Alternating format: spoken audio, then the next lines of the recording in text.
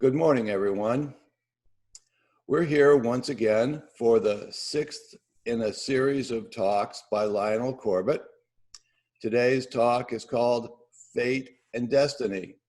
And I'm here with my good friends and colleagues, Dr. Gard Jameson, Dr. Linn. And with that, let's turn it over to Lionel and let's go for it. Lionel. Thank you, Dana, and good morning. I'm going to talk today about the issue of fate and destiny, because this is a question that often arises, especially when people are suffering, when they ask themselves, or even ask a therapist or a minister, did this suffering, this thing that's happened to me, have to happen? Could I have avoided it? Was it something that I had any choice about? How much free will do I have in the events of my life and the things that happen to me? How much is completely determined and out of my control? And a great deal of philosophy and literature takes up this question. I'd like to begin with a very famous 9th century Sufi teaching story, which illustrates this problem very well. The story has a title, it's called The Appointment in Samarra. And the story is that there was a student of a famous Sufi teacher in Baghdad. And one day he was sitting in a restaurant and he heard two people talking, and he realized that one of them was the angel of death, who was telling another man that he had several calls to make in the city very soon. And the student became terrified that he would be one of the people that the angel of death had come for. So he decided he had to escape from Baghdad, and then he wouldn't be touched by death. So he raced towards the distant town of Samarkand, or Samarra. It's the same place, Samarra. So meanwhile, the angel of death met the teacher, and the angel of death asked, "Where is your student?" And the teacher said he's somewhere in the city, spending his time studying. And the angel of death said, "That's very surprising because he's on my list. I have to collect him in Samarra, of all places." In other words, the student, the death was inevitable for this student, but his own volition participated in it. His actions made him meet his death. Could he have avoided the angel of death if he had not gone to Samarra, or was this his fate?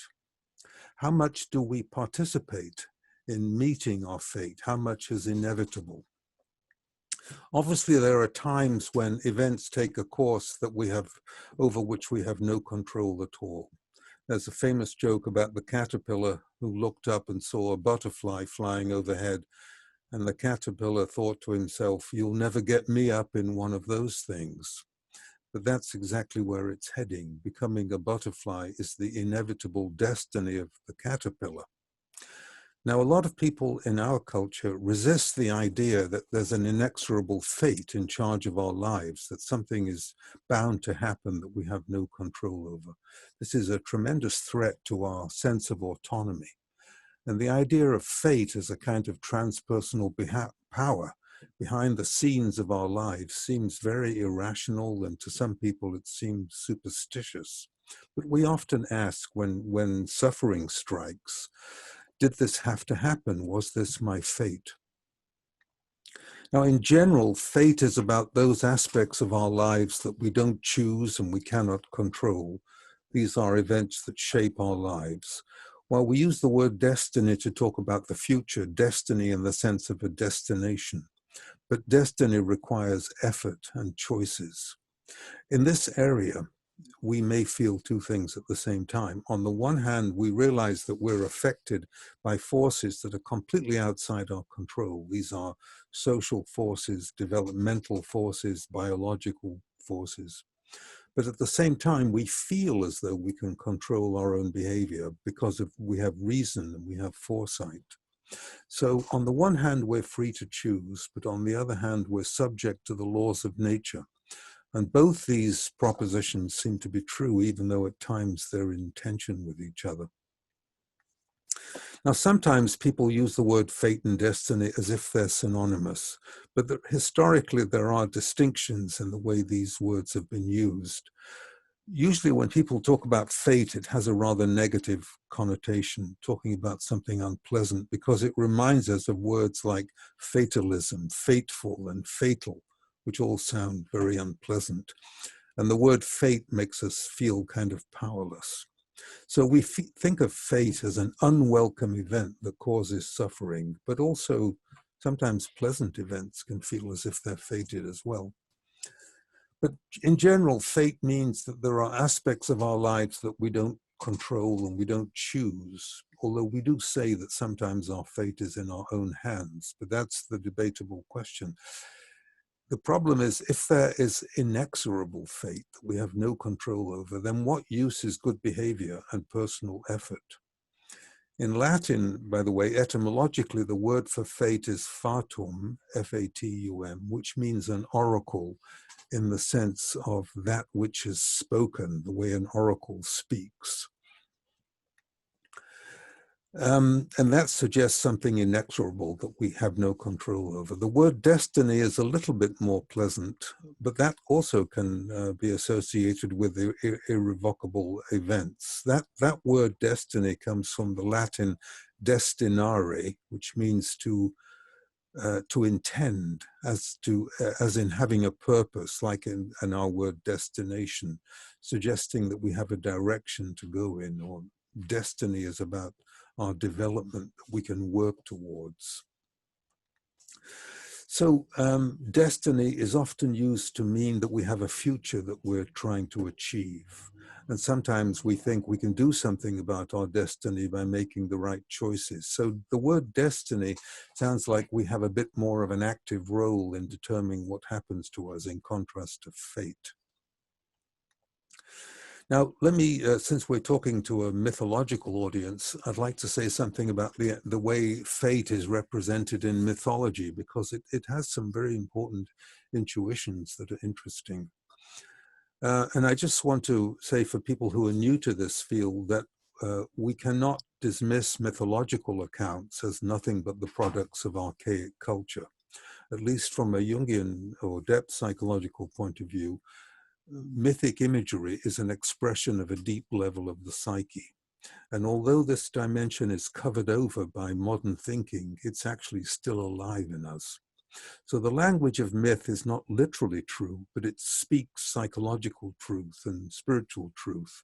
It's the language of the soul. So that's why it's important to us. Now, in ancient Greece, fate and destiny, the ancient Greeks have the same word for fate and destiny, and the word was Moira, M-O-I-R-A. So the Greeks believed the gods were in charge, but one's character also played a part in one's destiny. There's a kind of interaction between character and destiny in Greek thought, as if character affects how we live out our destiny. Now, in antiquity, there were two ways you could learn about your fate. One is from the three fates. The other is through an oracle. The fates were three mythological goddesses. They were called the Moirai, that's M-O-I-R-A-I. And they determined what kind of life the person will have. Moros, M-O-R-O-S in Greek, means one's portion or one's allotment in life. The fates would punish people who had escaped human justice, or they would punish people if a god was slighted. And even the gods could not change what the Moirai decreed. Sometimes they would appear to a baby's parents when the baby was born, and they would announce its fate to the parents. As I said, there were three of them. One was Clotho, who was the spinner, who spins the thread of one's life and its important aspects. Lachesis determines the length of one's life, and Atropos cuts the thread of life at the end, choosing the manner of death. Incidentally, when Freud discussed these three fates, he said Clotho, the spinner, represents one's innate constitution, which we cannot change. And he thought Lachesis, who determines the length, represents accidental or chance events that allow us to fulfill our destiny or prevent us from doing so. And Atropos, of course, represents the inevitability of death. We find a similar myth theme in Norse mythology, where the Norns, Norns, are female goddesses who rule the destiny of gods and humans. The Norns also arrive when a child is born, and they determine the child's future. Some of them are good and protective, some are malevolent. In other words, there's a mythic intuition that there is something besides hereditary at work. There's an archetypal or spiritual background, a kind of innate natural law which is represented mythologically as the Moirai or the Norns. Not only the Greeks, but the Romans also believe strongly in fate. In the Aeneid particularly, the gods are running everything, and the only thing that the humans can do is try to respond. It's very interesting that in all these traditions, the fates are female. Liz Green, in her book on the astrology of fate, suggests that there's an association between the feminine and fate because our world begins with mother, who's the arbiter of life and death for the baby. So myth always connects the feminine with life, with death, with the earth, and with the body. Fate is experienced in the body. For that reason, our instincts like sexuality and aggression are all part of our fate. Now, another important goddess for the Greeks was the mythological goddess Ananka, or necessity. She is the personification of a kind of inevitability, of limitation, or even servitude to a power that we cannot escape. Necessity is like a yoke around one's neck, and sometimes her symbol is actually a yoke or a necklace, something around our neck that we cannot get rid of. The Moirai, the three fates, are the children of Ananka, the children of necessity. Their father was Kronos. So fate and necessity are inevitably bound together. The Greeks thought that fate was a kind of universal moral order. The Moirai, or the fates, would deal justice whenever we behave badly or when we transgress what is necessary. And a great deal of Greek tragedy is concerned with the problem of hubris or arrogance or lack of humility before the gods, which leads to a tragic retribution by the fates. Hubris or arrogance means that one is overstepping the boundaries that the fates have set for us. Now, when Christianity came along, they didn't like this pagan notion. They preferred the notion of divine providence to the idea of the three fates in the ancient Greek sense. But God's providence has the connotation of benevolence, and they preferred that. If one is fated and God knows what will happen, then what use is the church and moral teaching? So they didn't like the idea of fates. They seemed to be too much associated with doom. Judaism also had the sense of fate as a divine decree. In Judaism, there's a notion that what's going to happen to each person is inscribed in a book at the beginning of the new year. In the East, of course, the nearest equivalent to the Western idea of fate is the idea of karma. Karma is a Sanskrit word which means an act or a deed. This doesn't imply moral retribution. The karma is actually morally neutral. It simply refers to the process of action and reaction. What we have sown, we will reap either in this life or another life. It's not entirely fatalistic because our actions in the present create what happens to us in the future. Most Hindus that I've talked to believe that karma occurs for the purpose of the evolution and growth of the soul, which reincarnates again and again. So we come into each life bearing our soul's karmic history. And both in the East and in the West, the idea of fate is connected to the development of astrology. The idea that the movement of planetary bodies corresponds to events on Earth synchronistically, which seems to suggest that human lives are not the product of chance, but of an ordered cosmos. By the way, if we didn't really believe in fate, we wouldn't be interested in methods of divination like the I Ching or the tarot or astrology, but these are very popular, and they always imply that some fate is awaiting us. I think some of the attacks on divination and the attacks on astrology from rationalists are due to an unconscious resistance to the idea of fate, or to a fear of the idea of fate. Another possibility that's often suggested is that the idea of belief in fate arose with the development of agriculture, because fate seemed to determine the success or the failure of crops. And probably the mythology of fate in the hands of transpersonal powers developed because it was preferable to seeing the world as just random and chaotic. As Shakespeare put it, we don't like to think of life as a tale told by an idiot. Now, I mentioned that in antiquity, if you wanted to know your fate, you could consult an oracle, and the oracle was like a mediator between gods and humans. The problem with oracles is that they often give ambiguous answers to questions, and the seeker will often misinterpret the oracular response. The famous example of this is the myth of King Croesus of Lydia, who asked the oracle to tell him if he should attack the Persian army led by Cyrus.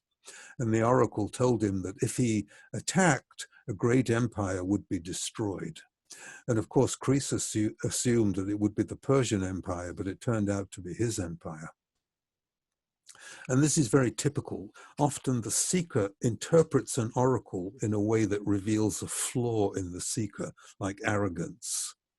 Apparently, this suggests that human beings are not equipped to handle too much knowledge about the future. To know one's fate might lead to overconfidence or poor planning or too much anxiety about the future. This is a very ancient problem. Going back to at least the 3rd century BCE, the Stoic philosophers of ancient Greece were what are now called determinists. They believed that everything in the universe is subject to the laws of fate. One might in or out of harmony with nature, but the Stoics didn't think human beings could do much to change the outcome. So even as far back as 300 BCE, the issue of free will was very important, and it's never died down. Any ideas about fate and destiny raise the question of free will, and the debate is between free will and determinism. Determinism means that there is a sequence of events in which one event causes the next event. It doesn't have the connotation of some kind of spiritual background law influencing everything in the background. Everything that happens can be subject to the laws of physics and the laws of chemistry. Human will is determined by what happened previously, according to determinism, and then what happened previously will affect what happens next. So fatalism is not quite the same as determinism. Fatalism is the idea that we cannot change what has been determined for us. Fatalism excludes the effect of the will completely, but some people think that the will, human will, affects what happens next. Perhaps I should just mention here on the subject of religion that the non-dual religious traditions like Advaita Vedanta, Taoism and so on, and some of the non-dual Buddhist traditions, they all deny the existence of free will on the grounds that to have free will, you'd have to have a separate entity acting on a separate world. And in fact, there are no separate entities. The action of every wave on the ocean is a function of the whole ocean. So from a non-dual point of view, there are no separate individuals. Everything that happens is the result of the action of the totality. So there cannot be individual free will. Now, a lot of psychologists have contributed to this question, and I want to say something about what Freud and Jung thought about it. Freud discusses the feeling that one is fated to behave in a certain way in a 1920 a piece called Beyond the Pleasure Principle. And here he introduces the term called the fate neurosis. And he writes that some people give the impression that they're being followed by a malignant fate, as if we're being possessed by a demonic power. And of course, for Freud, what is called fate is actually the result of early infantile experiences, which are unconsciously driving our behavior. And we call the result of that drive fate. So people with a fate neurosis attribute everything bad that happens to them to an unavoidable fate. In fact, Freud says they've unconsciously brought this about because of guilt and an unconscious need for punishment. So when we seem to be the passive victim of fate, all the painful events that have happened are due to a repetition compulsion, that the unconscious need to constantly repeat painful experiences from childhood. This is often seen as an attempt to master childhood trauma by repeating it, to find a new solution to a childhood problem. So it's as if the person has an unconscious wish for difficulties to happen, and they seem to come at the person from the surroundings, but actually he's unconsciously arranged them. So the purpose of psychotherapy from this point of view is to allow conscious choice instead of unconscious fate. So most psychoanalysts will say that if you believe that your life is completely fated, this indicates some kind of psychopathology. The Freudians would not agree with what the Jungians believe. Jungians believe that the individual has a destiny that is archetypally determined. Jung thought that the personality has a telos, T-E-L-O-S, a word that he borrowed from Aristotle, that means a goal or an end point that is actually given to us by the self, by the transpersonal self. So whatever seems to happen to us as fate is not random, not accidental. It's the action of a transpersonal or archetypal force. So here's a quote from Jung. Fate may contrive some annoying incident for the sole purpose of bullying our simple Simon of an ego consciousness into the way he should go. And when fate is opposed to the ego, quote, it is difficult not to feel a certain power in it. It might feel divine or infernal. The man who submits to his fate calls it the will of God.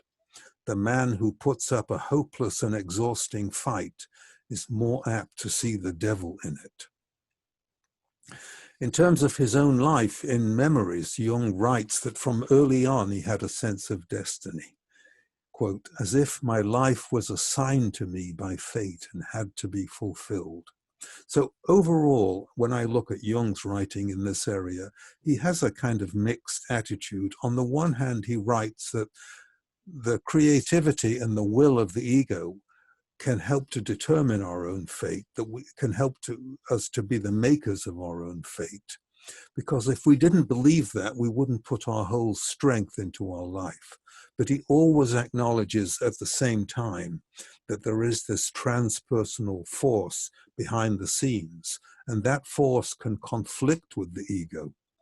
And he says, no matter how rational we are, quote, it's a fundamental error to subject our own fate at all costs to our will, because it cannot be shown that life and fate are in accord with reason.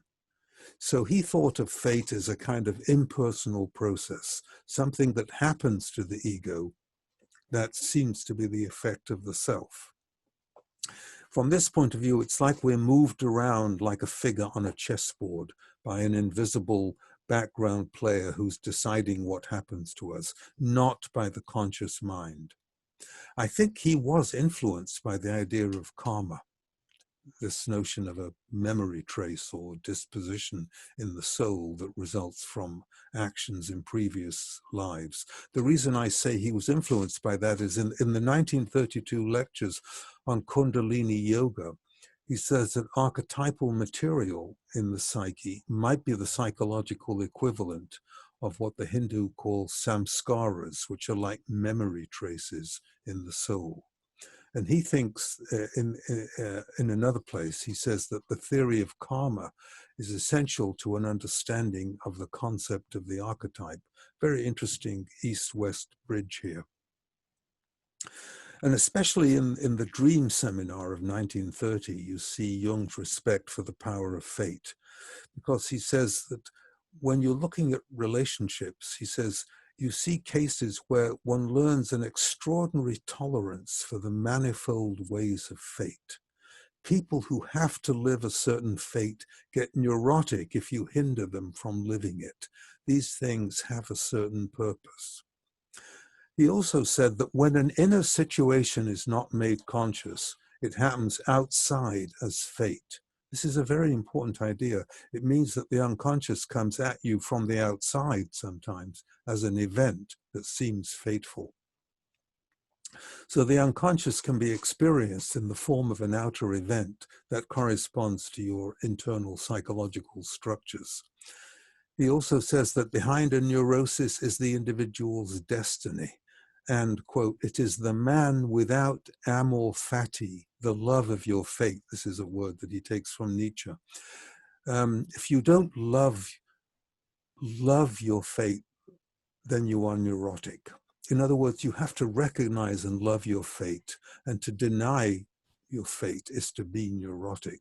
This is obviously where he's influenced by Nietzsche's frequent use of this Latin phrase, amor fati, to unequivocally affirm life. For Nietzsche, of course, fate means a combination of necessity and freedom. But the point I'm making is that Jung's attitude contrasts very vividly with Freud's suggestion that if we feel fated, we're neurotic. Jung has lots of things to say about fate. He says, whatever is not conscious will be experienced as fate. Until you make the unconscious conscious, it will direct your life and you will call it fate. Fate is a superior force. Whenever we are talking about fate, we are talking about God or the devil. You meet your destiny on the road you take to avoid it. This is a very interesting idea. He develops this in his essay on psychotherapists or the clergy, where he asks the question, what would have happened if Saul or St. Paul had allowed himself to be talked out of his trip to Damascus? Imagine Saul was in therapy with somebody and the therapist said, I don't think you should go to Damascus. Obviously, the development of Christianity and the whole of Western civilization might have taken a different turn. So Jung implies that Saul had to take the road to Damascus because it was his destiny to do so. And sometimes we do hear people in psychotherapy proposing all kinds of adventures. And sometimes Jung says the therapist has to go along with what the person has in mind without knowing what's going to happen, because this is the person's destiny. The self, according to Jung, gives us a specific goal in life. Now, this is a controversial idea, because if it's correct, it means that whatever happens to us, it's necessary, including our suffering. And even as we try to alleviate our suffering, we have to be careful to try to understand what its intention is. So in other words, according to Jung, life will provide the experiences we need for our individuation process, even when these are painful. Another implication is that the unfolding of the personality has a definite purpose. It's as if the self is trying to realize some particular expression within the individual personality, and it arranges the circumstances of the individual's life accordingly. Classical Jungians like Whitmont believe that the cooperation of the ego is necessary for us to realize our destiny. Whitmont uses the analogy of using the wind when you're sailing a boat. The wind is like the pressure of the archetype in this metaphor. It's completely impersonal. The wind is moving the boat.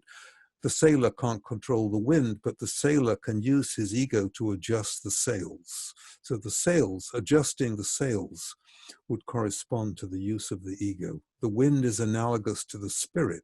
The spirit bloweth where it wants to, and the ego is trying to adjust the sails to affect the direction that the wind is blowing us.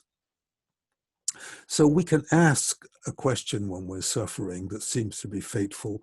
Where is this particular situation leading us? This is sometimes a useful question to ask a suffering person. Where is this situation taking you?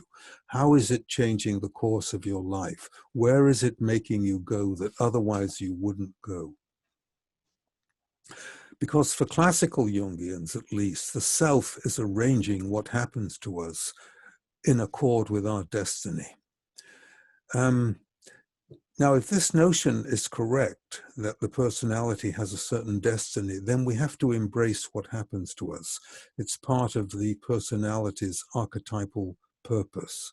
So painful events that produce suffering are manifestations of our destiny. The classic example of this, or a classic example, is the archetype of the wounded healer. Typically, the person who's eventually will be a shaman or some kind of healer will suffer some kind of prolonged, often creative illness which nobody can cure, that eventually resolves. But in the meantime, the future shaman develops spiritually and learns a great deal about healing, and is then able to help others out of his own wound.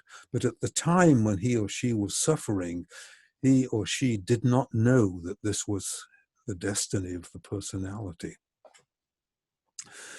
So there are times when fate cannot be avoided, and we see this very clearly in the story of Oedipus. Oedipus had a problem because an oracle had told him that he was going to kill his father and marry his mother.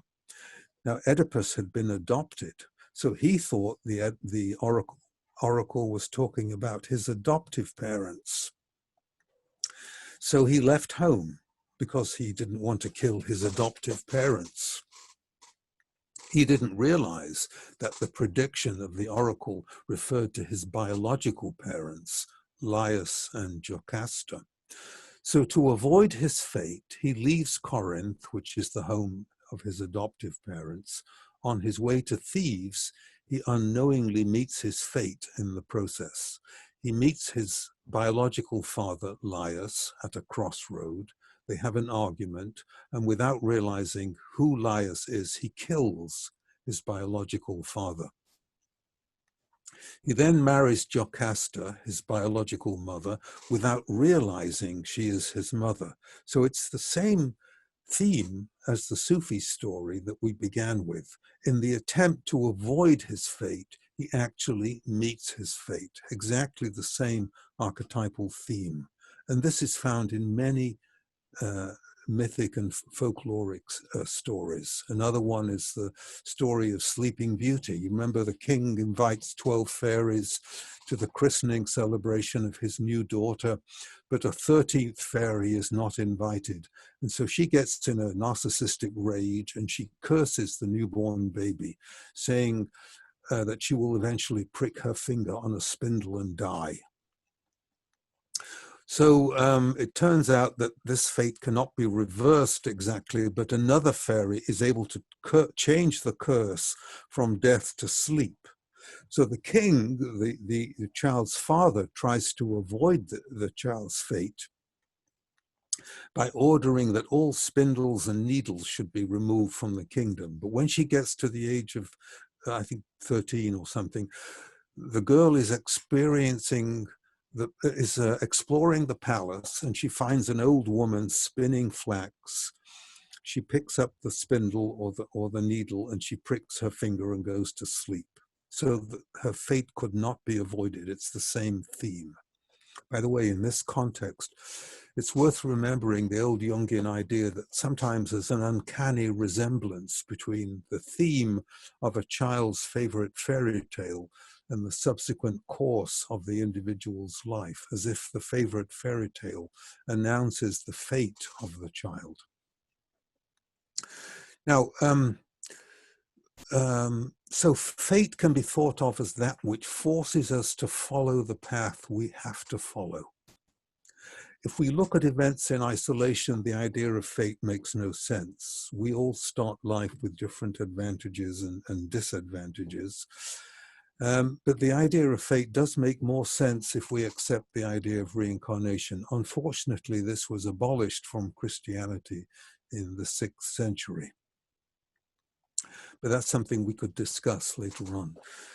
Now, if you're inclined in a spiritual direction, the idea of fate as a kind of transpersonal power behind the scenes that moves us in a particular direction has very important implications, because sometimes we suffer when there's a discrepancy between our true path in life, our true vocation, and what we're doing at the moment. Ideally, we consciously conform to our fate, which means we have to give up the need for absolute power. True power has to be held, but rarely deployed. That's why Jesus refused the devil's offer to prove his power. The devil probably represented his power shadow. The use of power, of course, inevitably leads to resistance and conflict. So the will to power is an enemy of spiritual direction. Only humility and love can deal with the ego's power drive. So there's some tension here between the ego's power drive and our fate or our destiny. Now, this is a challenging notion. For example, what about people who were abused as children? Was this their fate? Was this necessary for the development of the personality? This obviously raises very difficult ethical and spiritual questions. The idea that the personality has a destiny or a goal implies that not only are we being pushed from the past by things that have happened to us in the past, we are also being pulled towards the future which has not yet happened. And how can something which has not yet happened, this potential, be pulling us towards it? Well, some people postulate another level of reality, where what hasn't happened yet exists now as a potential. Sometimes this other level of reality is called the pleroma, or the pleromatic realm. This would mean that ordinary cause and effect is not the only process at work in our lives. Now, what I'm talking about here, the notion that we have an essential destiny, can only operate, it can't be proved, so it can only operate as a kind of belief, what I would call a kind of personal myth that helps us deal with suffering by assuming that what's happening to us must be the way it is. It's given to us by the self. Sometimes we just have to accept a certain painful fate as one's task in life. And then we have a unique opportunity, but only in the way that we bear the burden, as people like Viktor Frankl believe. Which maybe I should just mention here a little bit about what the existentialists say about fate, because people with an existentialist orientation always take the position that we are essentially free and responsible for working towards our true potential, even though there's a great deal that we haven't chosen and that we cannot change. We have to acknowledge what's given to us and still make choices that allow us to live life as well as possible. Heidegger thought that the recognition of our death allows us to face our fate. The recognition of our death makes us recognize our finitude, assess our abilities, and work as much as possible towards them. And this will allow us to achieve our fate, which really for him means becoming one's own self. Some existentialists, I'm thinking here of Camus, thinks we can choose to rebel against the dominant forces in our lives. Some people, and I was thinking of Camus, believe we can choose to rebel against the dominant forces in our lives. And Jean-Paul Sartre said we always have the ability to choose our attitude towards a situation. I'm just thinking of existentialists here. Rollo May said that we have a destiny, which he defines as the pattern of limits and talents that constitute the givens in our life. But he was very clear that we can choose how to respond to them. The givens are things like the time of our birth and death, our genes, our race and cultural culture, family, language, and so on. So these are things that we have no control over. But there are some things, he thought, that we can affect by, it's as if we're dealt a certain hand of cards. We can't change the hand of cards that we're given, but we can change how we play what fate has given us. I'm very interested in this context, in the idea, by the way, of vocation, because if Jung is right that we have that the personality has a telos, a goal, then our vocation is a part of it. And Jung thought that the personality always has a vocation. And he says the personality acts like the law of God from which there is no escape. And he says you have to be faithful to the law of your own being. That's preferable to a collective way of life. He actually said personality is Tao. And he said there is an undiscovered vein within us that's like a flow of water that moves irresistibly to its goal. So our vocation is the way in which we express our nature in the world. But the important point for Jung, the reason I mention this, is that we are given a vocation. It's a calling from the self, in the literal sense of the word, vocare, to call.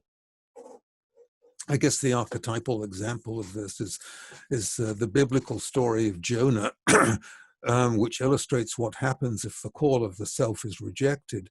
Jonah is called by God in the myth to go to Nineveh to call the people to repentance, but Jonah wants to avoid his destiny and so runs away to sea. And then in the story, a great storm arises and his shipmates discover that he's avoiding the will of God. So they throw him overboard, where he's swallowed by a great fish and ends up in Nineveh anyway. In other words, if you refuse the call, according to this mythic theme, we get there the hard way. I think Jung actually defines free will somewhere as doing willingly what you have to do anyway.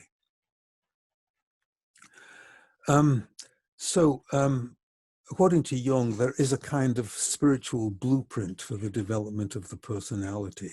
The development of the personality, according to Jung, is not merely the result of the chance interaction of genes in the environment. There is this background pressure from the self. And it's very important for us to discover this level of the soul, and to, if you're a therapist, to mirror this discovery in the person that you're working with.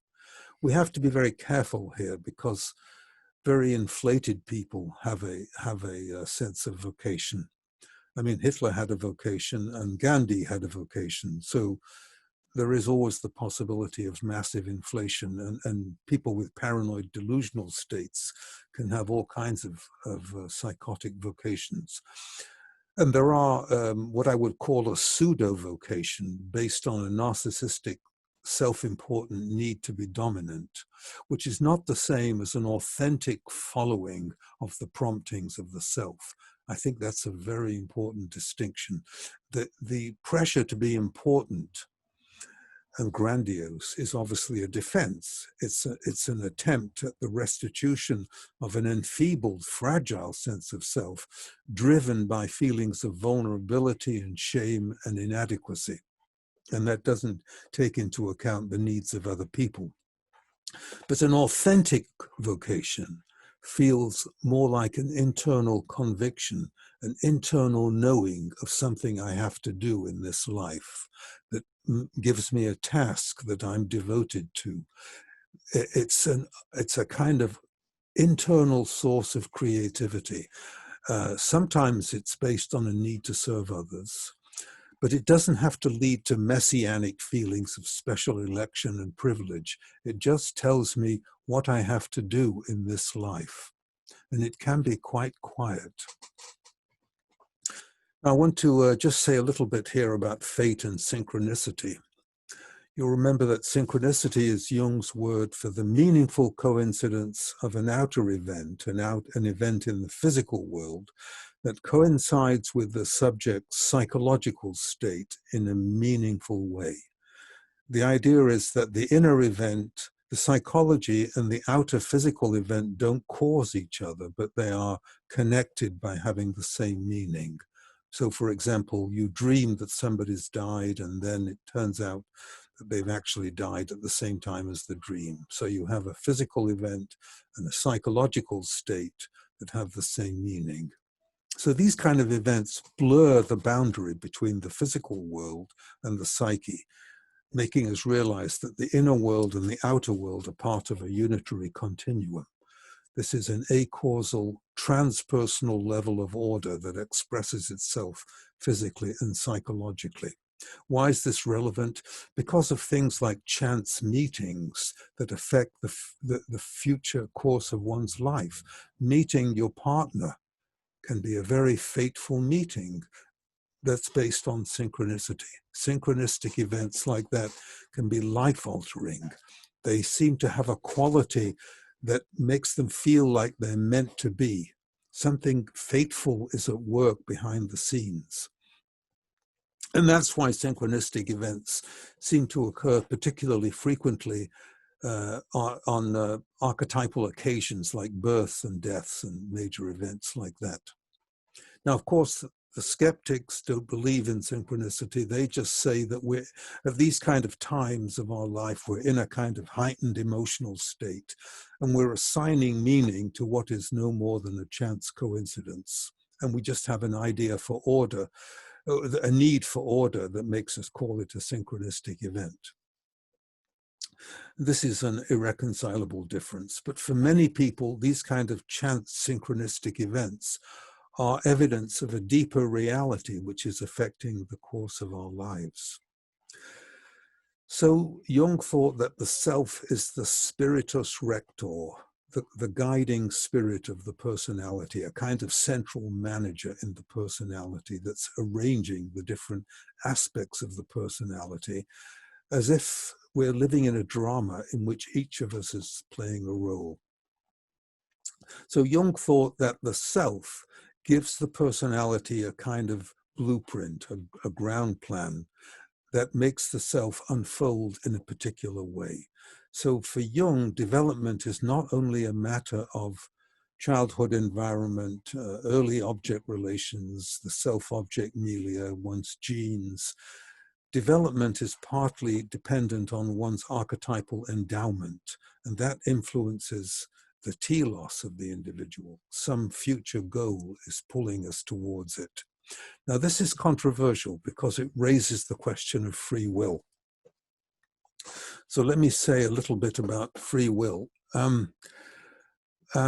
This arises when we're on the horns of a dilemma that's causing suffering.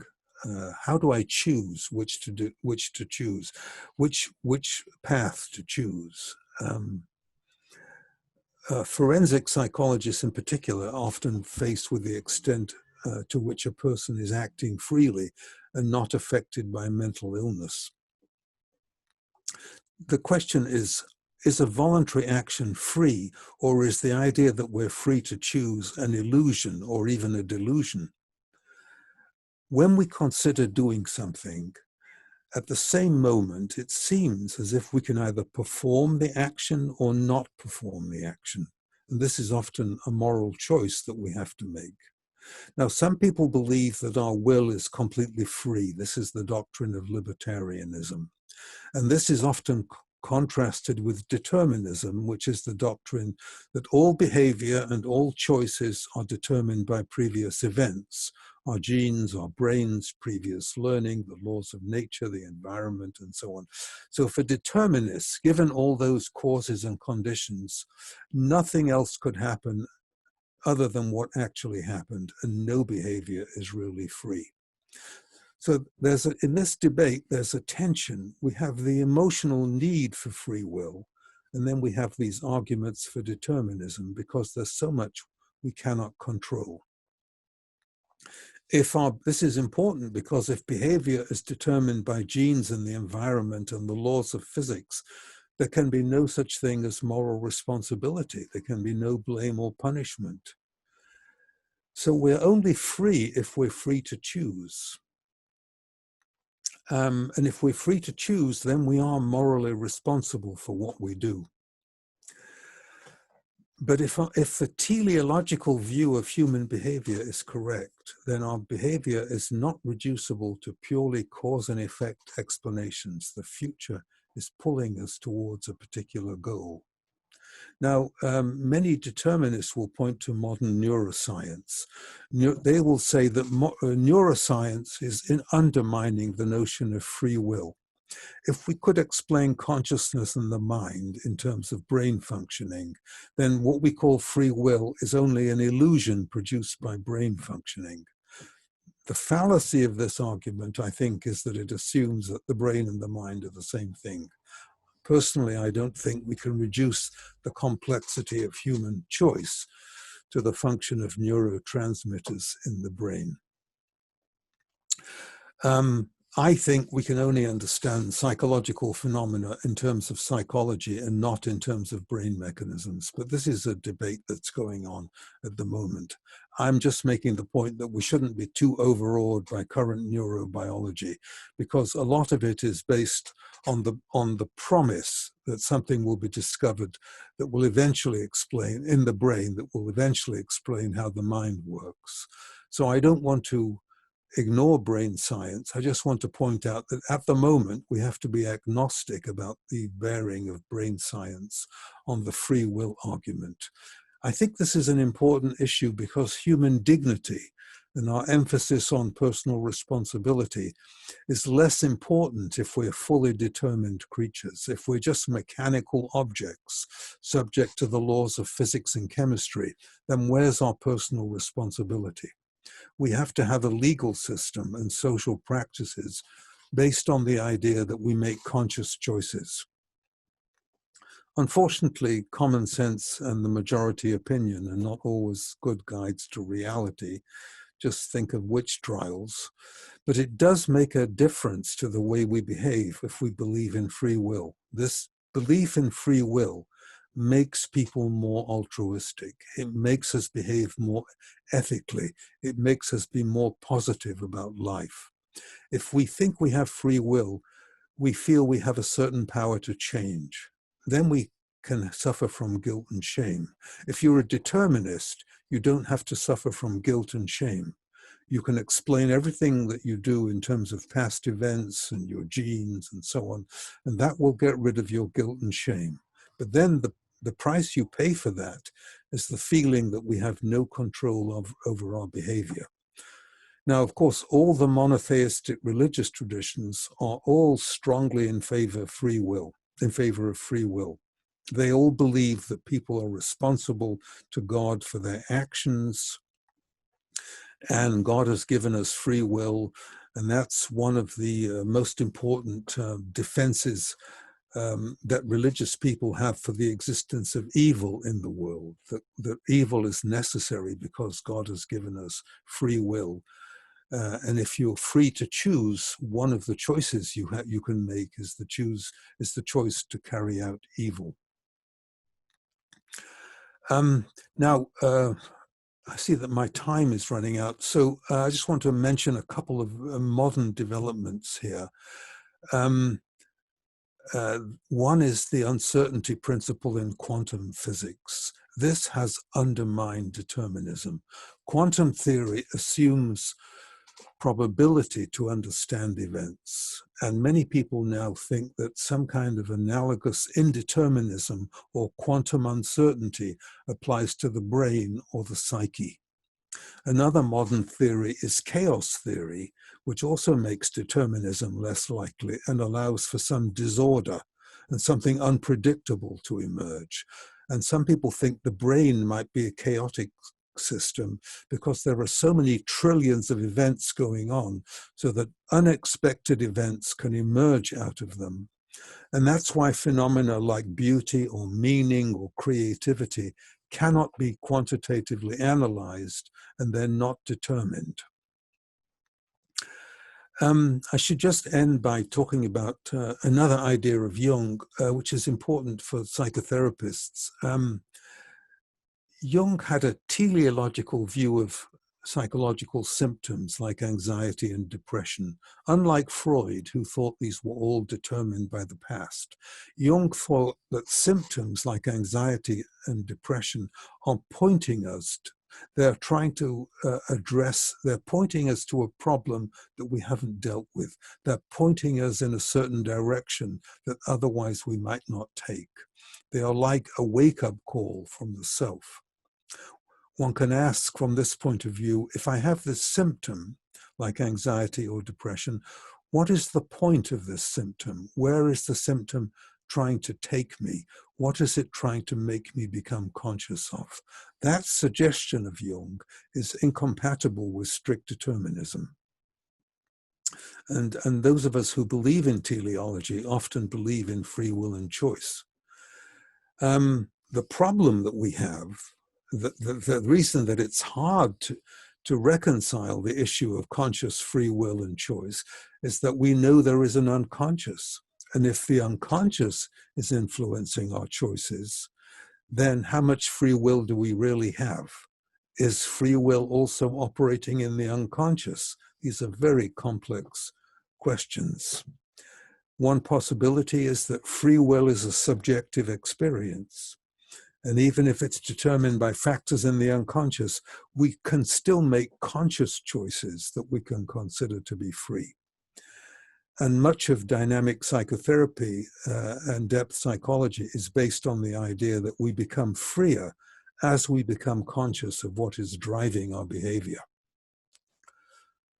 Okay, I think we've been going for an hour, so I'd like to stop and open this up for discussion now. Lionel, thank you so much. I'm reminded of a couple things. There's a poem by Hafiz called A Divine Invitation. And in that, Ladinsky translates it as, you've been given a divine invitation that boils your choices to just two. You can come dressed for dancing, or you can be carried in by the pallbearers. Yeah, it's a beautiful poem. Yeah. And it suggests to me it's a both and. It's a yes and. And I illustrate this by a day or two after 9/11. I was teaching Chinese philosophy, and we threw the coins in the I Ching. And I've never had this happen before, but we got a full yin. And for those of us that recall the events that occurred afterwards, we didn't necessarily respond with a full yin. We responded with a full yang. And we're still in that war. And so Sartre's notion that we adopt or we choose our attitudes, I think it's the same as Jesus in the Sermon on the Mount when he gives at the beginning of that the Beatitudes. There are certain attitudes by which we approach our experience. And it seems to me that we are given, as Shakespeare says, a stage. And there are parameters on the stage. And even the Stoics suggest there are things within our control and things that are not within our control. So what I'm taking away this morning is yes and, nature, nurture, and choice. And there are limitations with respect to the stage that we're upon. And that it's not only a personal stage, but it's a collective stage, as we're seeing right now in the world events around us. So if you might comment, because you suggested oracles, and I'm thinking of the I Ching, are kind of determiners, but they're really, for me, the I Ching has been a source of wisdom, which has actually been an invitation, like Ladinsky says, Hafiz says, invitation to decide, am I going to come dressed for dancing? Am I going to step back in a full yin? Am I going to listen, as many of us suggested at the time, 9/11? Let's listen. What was behind those tower events? What else is going on here in the unconscious? Or are we going to move forward? And the last thing I'll say in sort of support of our dear friend who's in surgery now, Dennis Slattery, is that Oedipus, the story or the trilogy that Sophocles gives us doesn't end with Oedipus Rex. It ends with Oedipus at Colonus. And in Oedipus at Colonus, there's a quality of insight and a quality of humility that's manifested, which in Oedipus Rex, we see the hubris and we see the power and the sort of control by Oedipus that he thinks he has over his own life. So there's really a kind of opportunity there we see it kind of differently.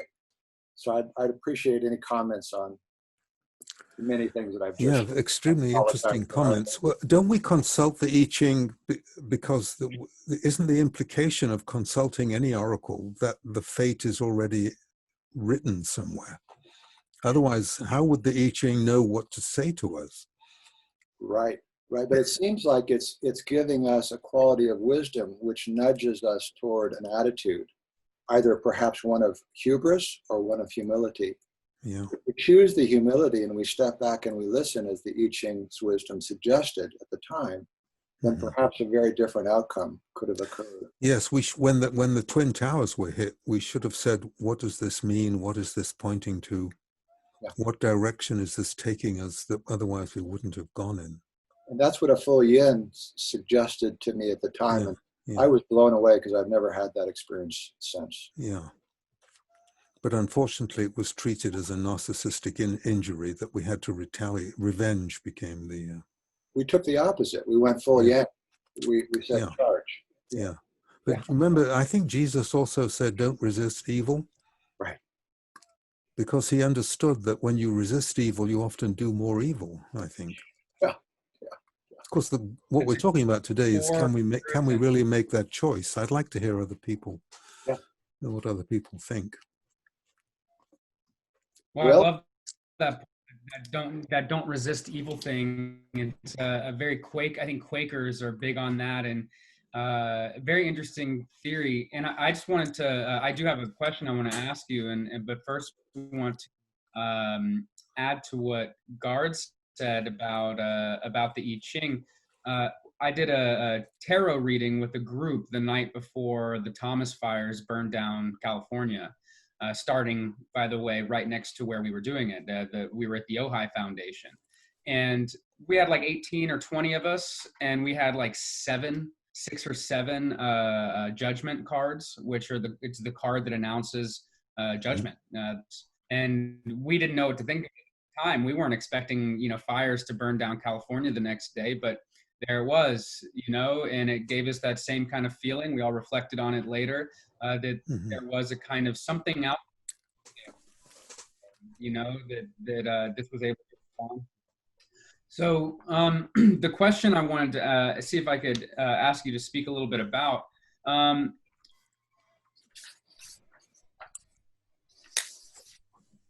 interested in, stable, I hope, there we go. Does not acknowledge, an inner conscious experience. And behaviorism is kind of the psychological extreme of determinism in psychology. And I think there's something there, and the denial of an inner consciousness that mixes up with the denial of free will. And I wonder if you could just speak to that relationship, between the denial of consciousness and the denial of free will. Yeah, the behaviorists wanted to get rid of the classical behaviorists like Watson. They wanted to get rid of the mind altogether, didn't they? They just but I mean, all kinds of human values would then be excluded. Yeah. And the little follow-up on that, if I can ask this part, is that to me, it's going in a materialistic direction, a reduction of the self to the body and its outer reality, right? And I think that there's something about materialism and atomism. The atom is the kind of foundation of deterministic thought. You mentioned the Stoics. We could also, look at the Epicureans and look at the relationship between atomism and this original, like there is no free will kind of attitude. And so, a world is telling us it's materialistic in the way it used to. Now I've got this. I'm having difficulty hearing you, Will. I'm sorry. That has all these immaterial relationships, and it used to be that I used a material. I'll simplify if I can.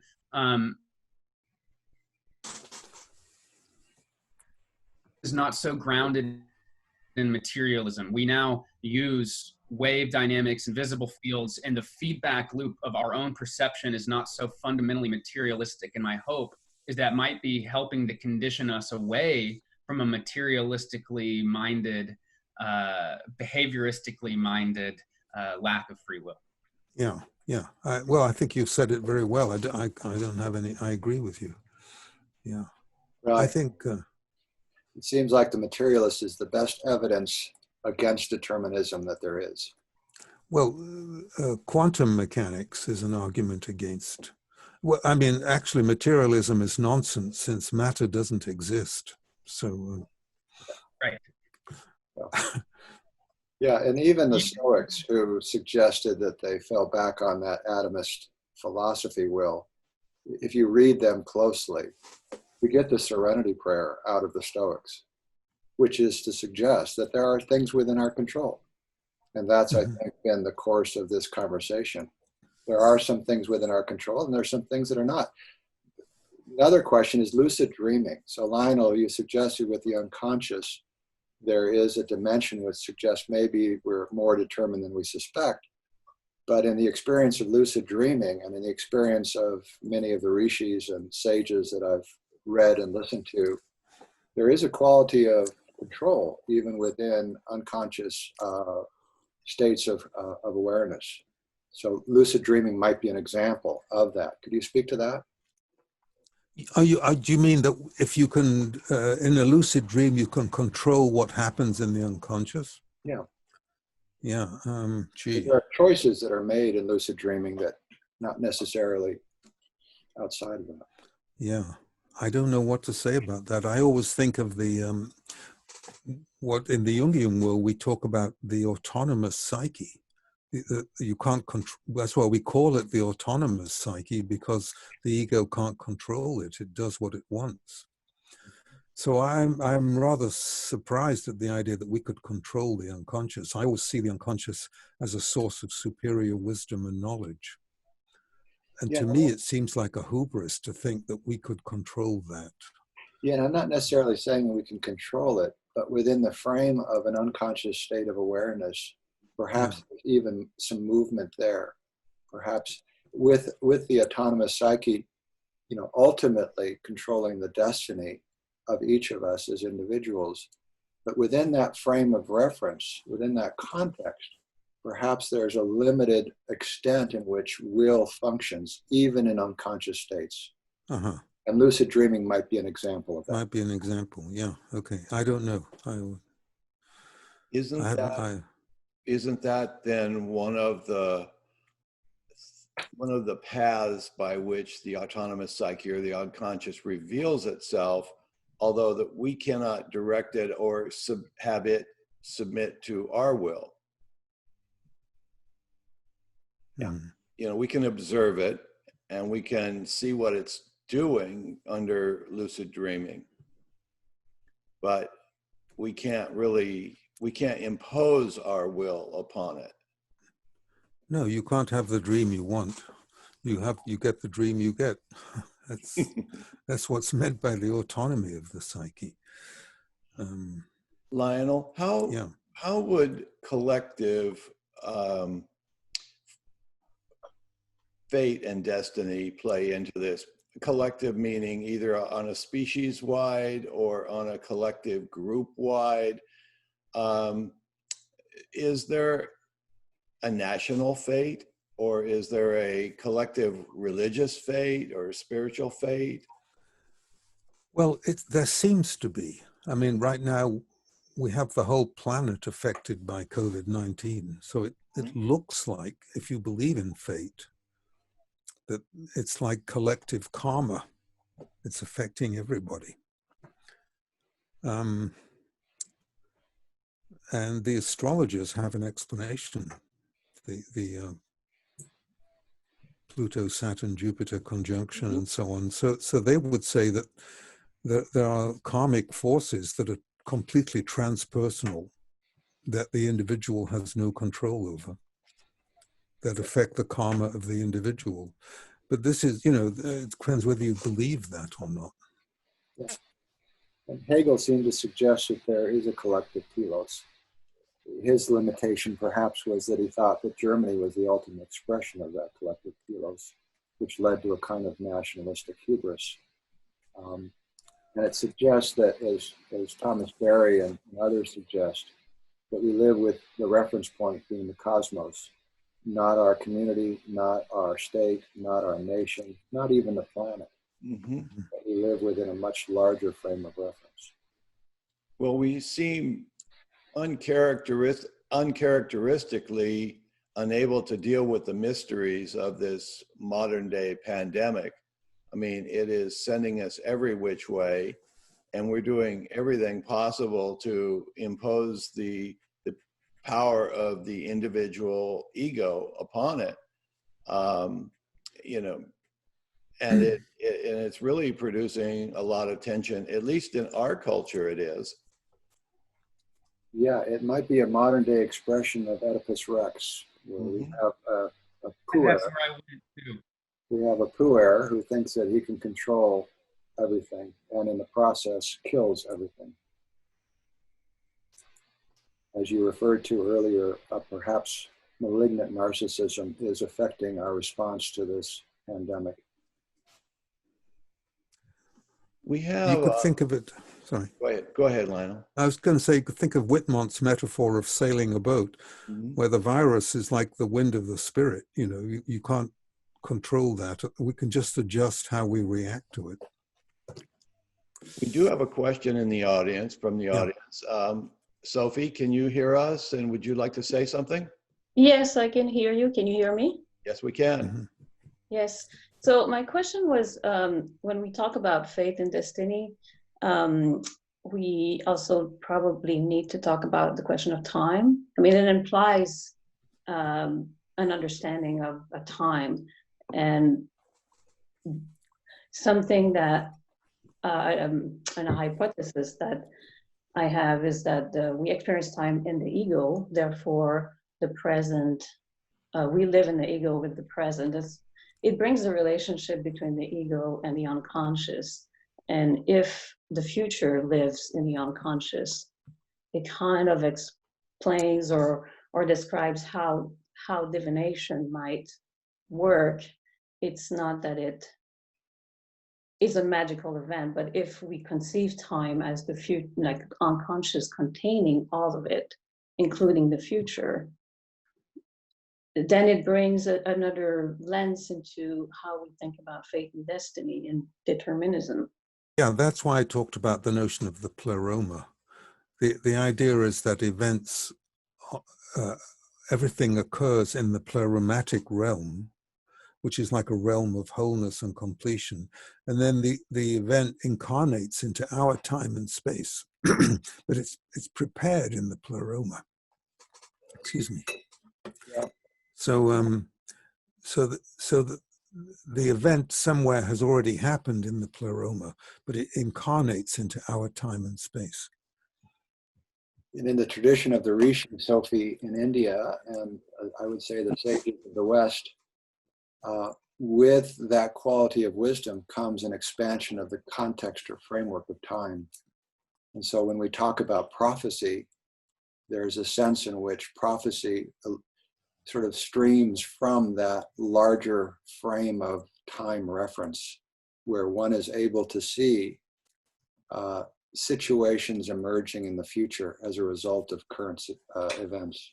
And there are prophetic dreams. Sometimes we dream about something which happens in the future, which is why Jung thinks that there are realms of the psyche, like the pleroma, that are outside of time, of our time and space, where the event is prepared, and then it incarnates into this time and space.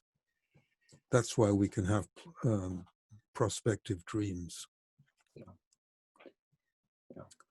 Great question, Sophie. Yes.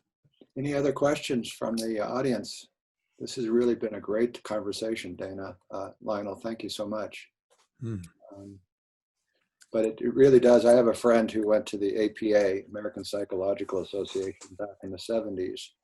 And the raging argument, as you may recall, Lionel, back then was nature versus nurture. And he made the audacious claim from the podium that perhaps there's a third element, which is choice. And there were a number of people in the audience who didn't want to hear it because they were coming from, as Will says, that behavioralist standpoint where, again, what happens to morality, what happens to everything that we know as civilization if we Yeah. take that element away. Lionel, thank you very much for producing these talks of Lionel Corbett. You're excellent. The attendance is wonderful. People are really appreciate who you are and what you bring to the community. So with that, I'd like to thank everyone for showing up, and I'll send out an email soon about what the next talk will be, and look forward to seeing you all online. Thank you very much.